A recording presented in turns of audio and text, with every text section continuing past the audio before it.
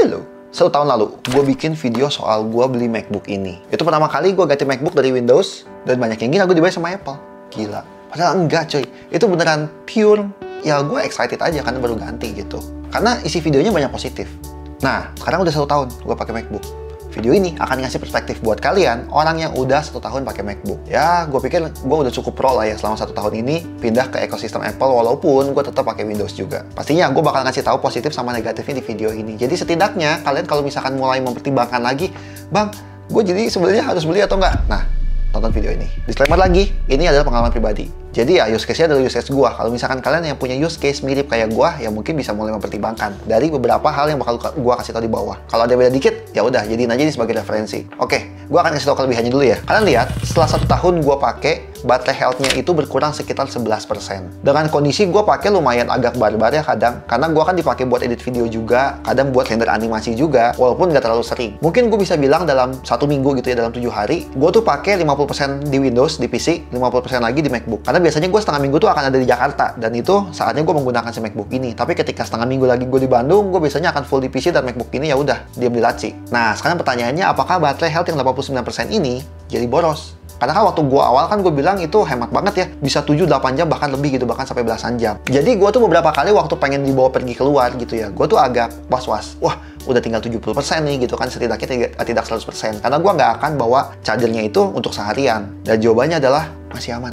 Serius. Bahkan dengan kondisi gue sesekali ngedit video, walaupun gak full banget ya, tapi beda nih, kalau misalnya kalian full banget ngedit video, mungkin akan jauh lebih cepat habis. Tapi gue dengan ganti-ganti productivity, meeting, Google Meet gitu, gue masih bisa bilang, gak usah buat charger. Bahkan dengan kondisi baterai 89% kayak gini. Tapi emang, tadi gue kan sempet singgung soal meeting aja ya. Gue tuh biasa tuh tiap hari Senin tuh akan meeting sama tim Kobisa sekitar 3-4 jam. Dan itu ngabisin baterai hampir 40%. Itu lumayan besar ya. Tapi emang meeting itu tuh lumayan menguras baterai, gue rasa. Karena ketika buka Google Meet tuh bahkan cukup hangat di bawahnya. Walaupun si fan-nya nggak sampai muter. Tapi mungkin itu sebagai gambaran, kalau misalkan meeting tuh dia akan terus pakai si prosesornya. Beda ya, bahkan edit video pun tidak seboros meeting kadang. Karena kadang kan kita ketika edit video kita ada berhenti sebentar, kita ada apa, mungkin itu yang bikin baterai itu relatif lebih awet. Ketika meeting aja, nonstop 3-4 jam, berkurang hampir 40%. Artinya, ketika lu meeting lagi, misalkan lu meeting diterusin, mungkin meeting juga bisa sampai 6-7 jam. Yang which is, itu sebenarnya sudah lama juga. Since kita kan kalau misalkan kerja di cafe juga mungkin 7 jam udah lama banget ya. Mungkin udah keburu diusir gitu, karena kita harus 2 kali makan. Kalau misalkan cuma sekali makan, lu lama-lama banget di cafe. Kelebihan kedua, ini tuh use case-nya sangat-sangat spesifik sih. Gue tuh kan sering buat workshop, gue sering presentasi, bahkan gue tuh ada beberapa workshop yang how to make content through your phone gitu. Jadi pakai kamera HP, terus ngedit jadi HP. Nah, ini buat mirroring HP ke MacBook ini sangat seamless dan tidak menggunakan WiFi, tapi menggunakan Bluetooth-nya, yang which is namanya itu AirDrop. Itu delaynya enak banget, kecil banget. Kalian bisa lihat si B-roll ini. Jadinya ketika gue praktek buat rekam pakai kamera, edit pakai CapCut, pakai Lightroom gitu ya, itu enak banget. Ke presentasi akan langsung muncul. Jadi ini tuh kayak di dunia profesional tuh gue sangat-sangat kebantu lah. Ditambah ini sebenarnya sekalian kelebihan ketiga sih, karena baru sekitar 3 bulan terakhir ini si fiturnya muncul, yaitu kita bisa ngebuka HP ini dari si MacBook. Kan mungkin kepikirannya penting nggak penting ya, tapi penting loh. Jadi itu kan suka ada aplikasi yang di HP ada, cuma di sini nggak ada. Misalkan mobile banking, ataupun ada beberapa mungkin aplikasi sosial media yang di sini tuh nggak ada, yang gua tuh nggak login. Nah, kadang kan HP-nya jauh, ketika lagi kerja ataupun lagi apa gitu ya. Ketika emang udah di-connect, notif HP itu akan masuk ke si MacBook. Tapi emang kelihatan, itu notif tuh dari HP. Jadi si notif itu nggak akan nyampur sama notif si MacBook-nya. Itu ngebantu banget. Dan karena bisa kontrol HP-nya dari MacBook, gue bisa buka HP gue seperti ini. Dengan kondisi HP-nya tetap mati. Jadi dia tuh secara internal gitu loh, kayak dibuka di MacBook ini. Dan gue beneran bisa mengoperasikan HP-nya 100%. Dan yang menariknya lagi adalah, shortcut-shortcutnya dan juga geser-geser dari si trackpad-nya itu berfungsi di HP-nya. Jadi misalkan sesimpel pengen scroll sosial media, atau gue pengen nge-zoom in, zoom out foto kayak gini. Itu seamless banget, layaknya gue lagi ngebuka sesuatu di MacBook gue, bukan gue mengontrol HP. Itu enak banget, karena kan kayak yang kita tahu kan di AirDrop-nya kan kita bisa ngirim file semudah itu kan, bolak-balik. Nah, jadi bayangin misalkan gue udah syuting pakai HP, terus gue udah mager gitu ya megang HP, gue udah fokus kerja di laptop. Nah, gue tuh nggak harus lagi buka-buka HP, kirim file, nggak. Tinggal buka HP-nya dari si MacBook, kirim, AirDrop, nyampe lah si filenya. Use case ini tuh sangat-sangat use case productivity banget, tapi ya emang kan gue kan beli ini kan buat productivity ya, bukan buat main game. Ditambah, si airdropnya itu tuh memungkinkan kita buat copy paste teks ataupun gambar. Kalau teks sih sejujurnya gue jarang banget ya. Secara prinsip tuh kayak gini. Nah, misalkan di sini gue ngetik teks, gue blok, gue pencet copy. Nah, ketika di MacBook, gue langsung ke MacBook aja, gue tinggal paste. Si teksnya akan langsung ke paste. Tapi itu gue jarang pakai. Yang gue sering pakai adalah ngambil capturean gambar atau jadiin GIF. Kayak gini. Ih, enak banget gak sih? Kayak misalkan gue ada kerjaan, terus gue habis transfer sesuatu lah, transfer duit gitu ya. Nah, gue tinggal paste, nggak usah di airdrop yang kayak tadi, dikirim-kirim Bluetooth gitu, karena filenya kan jadi kesimpan di si Findernya kan. Nah, ini nggak usah. Gue langsung copy gambar ini, gue paste ke misalkan ke chat WhatsApp. Udah, kekirim. Ih, emang hidup kalian tuh jadi malas ya, cuman mudah banget lah. Lanjut ke kelebihan keempat, ini masih nyambung juga soal koneksi ini berdua, yaitu menjadikan kamera iPhone ini sebagai kamera si MacBook. Ini sebenarnya gue udah pernah bahas sih, tapi again, itu sangat membantu. Karena kan gue sering banget buat workshop, dan kayaknya tetaplah kamera ini, HP, nggak mungkin kalah daripada si kamera bawaan si MacBooknya. Pasti bawaan MacBook itu jauh lebih burik lah, apalagi di low light. Ya udah, gue simply tinggal ganti si input kameranya jadi kamera HP gue, dan ya udah jebret kayak gini. Gitu mantep banget. Terus safety. Ini gue beneran sangat-sangat merasakan. Gue ada 3-4 kali ketemu yang kayak gini. Ini gue udah blok, jadi si profile pixel itu nggak muncul. Tapi kalian bisa lihat namanya Dirjen Pajak. Gila nggak? Tiba-tiba Dirjen Pajak kontak lu di subuh hari gitu ya kadang. Dia bilang ada yang kurang bayar si pajaknya. Terus lu dikasih semacam PDF yang sebenarnya itu APK. Tapi kalau lu nggak jeli, di WhatsApp itu tuh juga suka nggak ditulis dia .pdf, .apk, atau .apa. Setahu gue, kalau misalkan di Android ketika lu pencet, ada kemungkinan dia akan keinstall.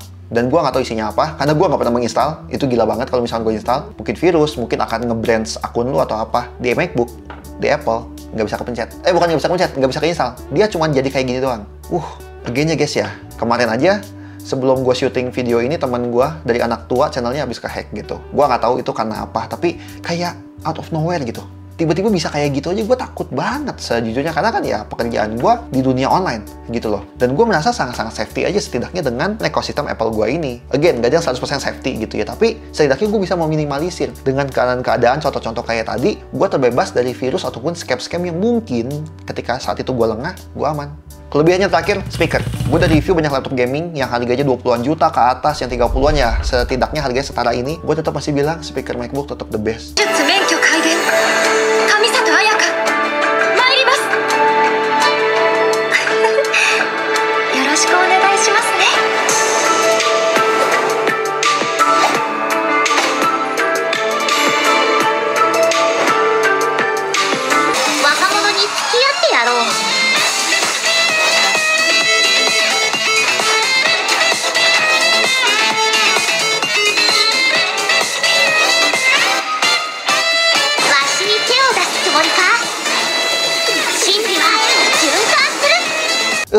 'Enak banget, bassnya tuh nggak fake gitu gue bilang. Jadi deminya tuh enak, treble-nya tetap dapet, kencang juga untuk ukuran segini gitu ya. Walaupun tetap sih ada beberapa laptop gaming yang jauh lebih kencang, tapi secara kedalaman audio ini enak banget, serius deh. Kalian baru akan merasakan kalau misalkan kalian mendengarkan langsung gitu. Kalian akan, oh iya ya, ternyata gini gitu. Jadi nggak pecah, bulet, enak lah pokoknya. Ya sama speaker sih nyambung ke mikrofonnya. Si noise cancellingnya sangat-sangat membantu. Gua sebenarnya belum banyak cobain sih noise cancellingnya punya Windows yang sekarang mungkin udah di-enhance, gue kurang tahu.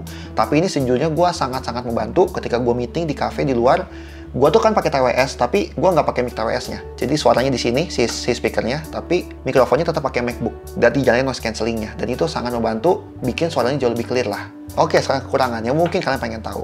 Again, ini mungkin gara-gara guanya aja yang terlalu muluk-muluk, tapi ini layarnya fingerprint magnet banget dan gue benci banget. Gue tuh selalu marah-marah kalau misalkan ada teman gue yang nunjuk layar gue gitu. Karena itu nggak terjadi di laptop gaming gue gitu ya, di Asus, di Axio gitu, itu nggak terjadi. Ini tuh lu gitu dikit langsung dan susah dibersihkan. Makanya gue kemana-mana selalu bawa lap kacamata yang microfiber, bahkan sama semprotannya. Itu menyebalkan banget. Dan kalian lihat ini udah rusak selamanya. Mungkin ini gara-gara salah gue ya. Jadi ketekan gitu, dia kena keyboard, jadi mungkin gue suka bawa barang banyak, jadi kalian hati-hati ya. Kalau misalkan bawa barang banyak, dia ketekan-tekan, dia tuh jadi membekas seperti ini, dan ini nggak bisa hilang. Gue udah cobain elap pelan-pelan menggunakan cairan yang khusus juga tetap nggak bisa. Yang kedua, soal RAM. Dulu gue sempat bilang di video yang awal, RAM itu efektif karena dia bisa pakai si SSD-nya untuk nyimpen software yang lagi running. Betul. Tapi again, gue sekarang merasakan sangat struggle ketika gue lagi ngedit animasi yang berat. Karena seringkali gue harus close dulu si Adobe After Effects-nya dan gue running lagi gitu. Jadi kayak gue restart lah si After Effects-nya buat dia bisa jadi running lagi. Kalau nggak dia nge-stuck. Karena emang beneran deh, RAM 8GB sangat-sangat mentok. Tapi kalau misalkan kalian cuma ngedit video, even video 4K, gue masih bisa bilang itu aman. Karena tadi use case gue itu untuk video kok bisa, dan juga gue ngedit 4K di After Effects, itu emang berat banget. Jadi emang mungkin agak spesifik ya use case-nya. Dan juga Chrome tuh, ya Chrome emang bangke sih, cuman sejujurnya gue nggak bisa lepas dari Chrome, karena gue juga masih tetap pakai Windows gitu. Jadi dia tuh nge-link, kalau misalkan gue bikin history, bikin bookmark, gue pindah-pindah masih enak. Nah, beberapa tim gue, anak-anak kok bisa gitu ya, dia tuh pakai ARC. Gue belum nyobain, tapi gue udah ngelihat mereka emang jauh lebih seamless, jauh lebih ringan. Mungkin itu bisa jadi opsi ya buat kalian ya. Kalau misalkan kalian nggak harus banget pakai Chrome kayak gue pun sebenarnya akan pindah ke sana. Kalau misalkan gue nggak akan tergantungan, tapi udah agak sulit. Dan ya itu, tadi kalau misalkan udah kebuka Chrome, sebenarnya nggak masalah. Kalian buka, gue juga kadang buka puluhan tab. Tapi bayangkan ketika kalian buka Chrome, terus tuh kalian buka Premiere. Ketika lagi kerja nggak apa-apa. Tapi ketika lu ditinggal bentar, kan dia kan akan kayak otomatis nge-sleep. Ketika lu nyalain, kadang perlu di atas 1 menit untuk dia bikin gak nge-lag lagi. Karena mungkin itu RAM-nya terlalu kepenuhan. Kecuali emang saat itu kalian cuma buka Chrome aja. Itu sih is okay. Kecuali emang di Chrome-nya lagi terlalu banyak banget tab. Sesekali kadang suka ada nge-lag abis sleep gitu ya. Tapi emang gak selama kalau lu buka software lainnya, kayak si Premiere tadi. Soalnya gue sering sambil ngebuka Premiere. Soalnya kan emang itu kerjaan gue. Setidaknya kalian dapat gambaran ya. Jadi gue sangat sarankan, belilah yang RAM-nya 16GB. Kalau misalkan kalian emang productivity-nya tuh lumayan kencang. Tapi ya harganya juga 30 jutaan ya. Gue merasa ketika dia render final video ataupun animasi, jauh lebih lama ketimbang gue render di laptop gaming gue gitu. Dan laptop gaming gue tuh disclaimer ya, ini tuh yang kayak harganya tuh juga 14-15 juta gitu. Ini kan harganya kan 25 juta ya gitu ya. Jadi setidaknya kalian dapat gambaran. Ketika gue ngerjainnya sih nggak terlalu gimana, tapi final rendernya berasa lama banget loh. Dan itu panas. Dan itu sekalian gue nge-mention soal kipasnya. Sebenarnya ini agak positif juga sih. Kipas itu lagi kayak gini tuh gue yakin dia kayaknya nggak muter deh. Karena gue pernah dengerin sampai sedengar-dengarnya tuh nggak kedengeran sama sekali. Tapi ketika dia emang udah render, misalkan render itu udah sampai setengah jam, 20 menit gitu ya, suara kipasnya mulai kedengeran. Dan suara kipasnya itu cukup berisik, tapi nggak seberisik laptop gaming. Jadi kayak mungkin laptop gaming versi balance. Kan dia kan ada yang high performance kan, nah nggak sekenceng itu, tapi kan yang udah balance laptop gaming kan lumayan berisik kan. Nah akan seberisik itu si kipasnya, dia akan baru bunyi. Ya karena laptopnya juga akan panas. Jadi kalian dapat gambaran lagi ya, soal productivity tadi, render final tuh seperti apa. Dan itu sangat ngedrain baterai. Jadi gua mungkin ngerender 20 menit bisa habis 20%, sampai 30% gitu si baterainya. Karena dia beneran full speed si fan-nya, laptopnya panas gitu ya. Ya itulah. Ini sebenarnya nggak terlalu kekurangan sih buat gue ya. Soal port, ini kan portnya cuma 2 ya, Type-C gitu. Dan gue selalu bawa ini kemana-mana dongle. Ya ini buat gue kalau presentasi. Misalkan gue colok HDMI ataupun colok tambahan-tambahan lainnya, misalkan colok hard disk ataupun apapun. Buat gue nggak masalah bawa ini, karena gue selalu ada semacam carrying bag yang isinya tuh barang-barang perkabelan gue. Dan itu emang selalu gue bawa. Dan buat gue nggak masalah. Tapi buat kalian yang merasa males, bahkan bawa benda sekecil itu, mungkin bisa jadi bahan pertimbangan. Masalahnya kalau misalkan beli yang versi di atasnya ini, yang ada colokan HDMI-nya, yang ada colokan USB-nya, ya badannya lebih bongsor gitu. Dan pasti kekurangannya berikutnya soal storage sih. Jadi storage gue kan ini kan cuma setengah tera gitu ya. Kurang. Kalau misalkan, ya gue ngedit video sih banyak sih. Gue kalau misalkan syuting gini aja bisa 20-30 giga gitu kan. Tapi kalau misalkan kalian cuma kerja dokumen sih sebenarnya nggak masalah. Makanya gue selalu bawa hard disk ini juga kemana-mana. Ya colok sih kemana-mana. Nggak berat emang hard disknya, tapi jadi harus colok. Mungkin bisa jadi bahan pertimbangan juga. Ya akhirnya kan kalian jadi harus banyak keluar duit ya. Cari yang 16 giga, cari yang 1 tera. Ya jadi emang costly sih. Untuk spesifikasi yang sama, kalian Windows, laptop gaming, bisa lebih tumpah mungkin speednya.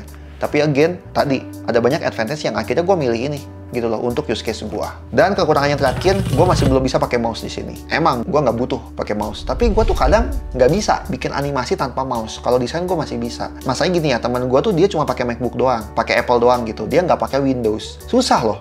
Ketika gue pakai Windows dan gue pakai Mac, nggak bisa. Feeling mouse-nya beda. Itu bakal bikin muscle memory gue tuh kacau. Misalkan gue akan membiasakan diri pakai mouse di Apple gue ini gitu ya, di MacBook. Ketika ke Windows, gue muscle memory-nya akan aneh. Jadi gue memutuskan tidak menggunakan mouse sama sekali di MacBook gue. Jadi kalian yang ketergantungan sama mouse, dipikir-pikir lagi deh. Walaupun kayak di video pertama yang gue mention, emang trackpad-nya emang enak itu. Gimana? Kebayang? Saya tidak dibayar, itu review jujur. Tapi again, kalau misalkan kalian bilang, "Bang, lu nyesel nggak beli ini?" Enggak. Gue akan tetap beli ini. Apakah gue nyesel beli yang 8 giga? Agak kadang, tapi tetap ya. Gue kalau emang kerjaan berat tetap di Windows gitu. Gue tetap nggak bisa lepas. Untuk ngedit animasi dan video, gue tetap lebih nyaman di Windows. Tapi untuk productivity di luar, tadi gue tutup, gue buka gini, dia langsung nyala. Dan ini kebetulan pakai fingerprint. Enak aja gitu. Seamless, sat-sat kemana-mana gitu.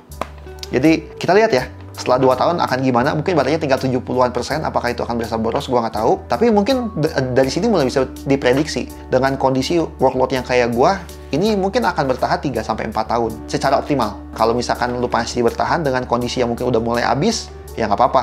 Tapi mungkin setelah 3-4 tahun, udah waktunya ganti. Mungkin gitu ya. Ya udah, itu dari gua. Semua bermanfaat. I choose you. Nuhun.